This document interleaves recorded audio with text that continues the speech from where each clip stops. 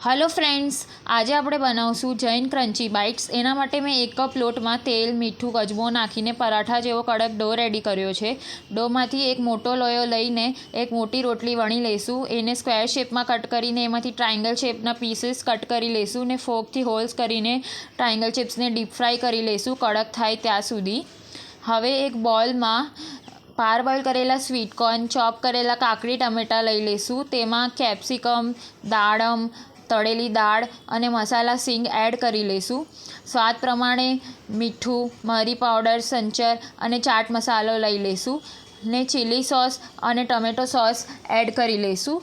Properly mix કરી લઈશું અને મિક્સ કરીને એક સર્વિંગ પ્લેટમાં લઈને એના પર લીંબુનો રસ એડ કરશું ને પનીર ગ્રેટ કરીને કોથમરી અને દાડમથી ગાર્નિશ કરી લઈશું અને બનાવેલી ટ્રાયંગલ ચિપ્સ સાથે એન્જોય કરશું।